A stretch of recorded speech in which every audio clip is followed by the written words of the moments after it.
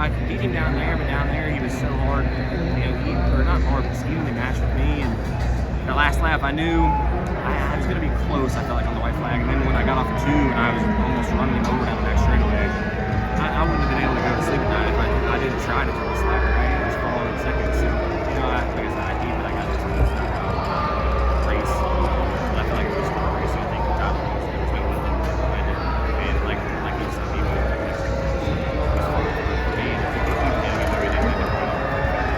How close is it between making a stop and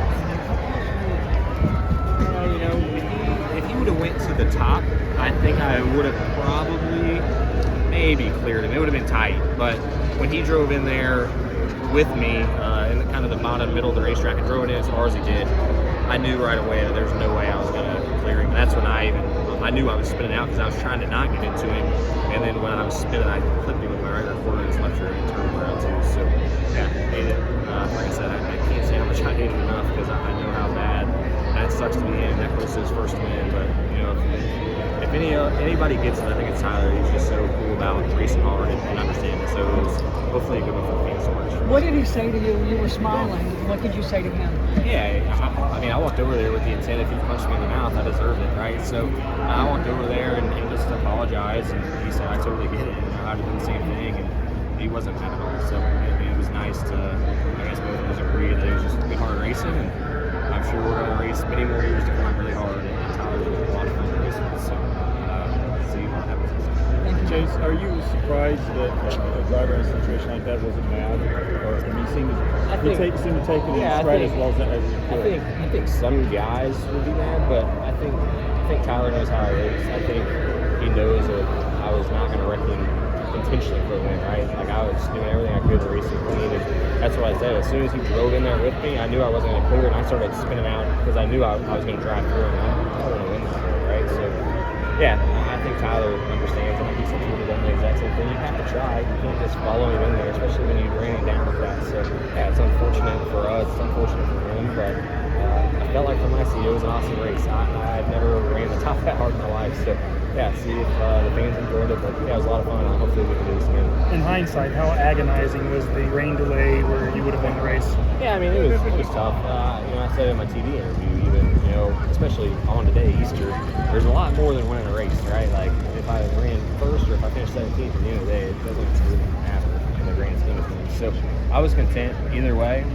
It was definitely tough when we were sitting there waiting. I wanted to either race or call it right away, and obviously went back racing and had a lot of fun. I'm glad that we did that. So yeah, part of it. See if we can do any better. How would you feel just about Bristol Dirt being back here next year? Yeah, I had a blast. The track was way, way better. I don't know how much of the rain helped that. But the banking, everything, was awesome. I thought there at the end you could have put on a better race from a dirt track standpoint in these cars. So yeah, hopefully that sold more tickets for next year and gives it an opportunity to come back, because if we keep doing this at night, I think the opportunity to put on really good races there. About that last lap and then, the conversation you had with Chase. Yeah, he just, I let him get a little too close, and he was within reach to really go for it in the last corner, and tried to defend for it. And he drove it in from really far back. I kind of knew what was coming because I had to make pretty similarly crazy moves at times in the race to pass some cars. So just tough. I knew it was coming, and I thought I defended it as good as I could. I just wish, the only thing that would have made a difference was just running better laps the last 2 or 3 there to keep a little bit of a gap between us. But credit to him, he did a really good job of just driving the wheels off that car in the last couple of laps to close the gap. In the conversation after? I knew it wasn't intentional. The conversation, went exactly how I expected it to. I know him from many years back. We've raced sprint cars together. We've raced other things together. We both like to race really hard.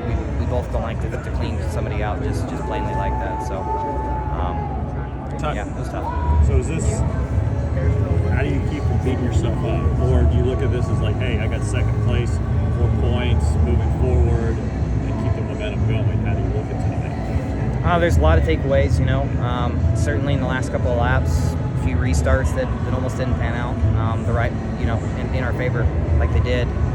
there's a lot of things that can be learned. You know, yeah, it'd be really easy to be frustrated with the final lap, but there's a lot of things that happened before the final corner over here in 3 and 4 as to why, you know, he was within range to really go for it there at the end, making an exciting finish for the fans.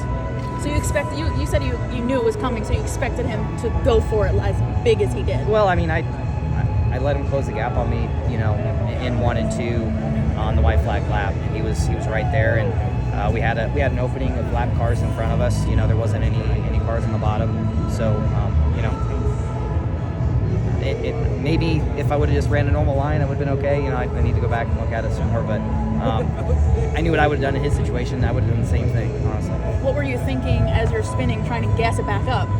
Because Derek was in your ear saying, gas it up. I had no idea that I was just second place, or just, you know, that close to winning the race still like I was. We were spinning there. I was trying to save it, and I should have gave up on saving it sooner and started downshifting, so I could have been able to get rolling. You know, just kind of, you know, stalled a little bit, not fully, you know, lost power, but just took me a second of hesitation to get it down to second gear to get going again. That was enough for Kyle to, you know, barely get right by us at the finish line. Besides the weather and the way the race ended for you, what did you think of the racing overall, the racing product? That was fun. Certainly the conditions that we had, things that came our way weren't ideal. But you know, just the amount of time that the track had to sit after it was prepped and ready to go, it still held up really well, I think. If we could have had this race kind of run through a little bit faster, a little bit softer on the top, I think it would have. I think it could have built a cushion. It could have become really gnarly. But just the way it kind of played out with cars getting mud packed on the grill and having the cautions the length that we did, the track just started to get you know, hard enough. Did it feel like a dirt race, like a late model or modified? Because it looked like it. Yeah, I mean, it was pretty wild. Like not quite the grip of a late model, but just the feel you were kind of looking for at times after it would rain and read fire. After a little bit of a break, it drove pretty well considering the weight of the car and all those things. Just what is the emotion after this one, Tyler? I mean, there's a lot to learn. I mean, well, I wouldn't say that's necessarily emotion. I don't know, pretty level-headed, I guess. It would, like I said, be really easy to be really upset right now and not really trying to learn from this. There's a lot of good and some bad, you know, just a lot of learning we can do from how this race went. Not just racing on dirt, but just, you know, how we approach closing laps and how we do battle and how we try to close out races and win. What did Bubba say to you? It looks like he came by your car right after. I was just, you know, told me to keep my head up, keep plugging along, it'll come. It's, you know, just trying to make me feel a little bit better, and I was already feeling pretty good, but it still never hurts to have, you know, a fellow competitor come let you know that. What's going to be step one on Monday to just bounce back from this mentally and get ready for Talladega? I'm ready to go, honestly. Would you want to see the dirt come back next year? Yeah, I definitely would. We learned a lot from the first year. Running it at night was a great step.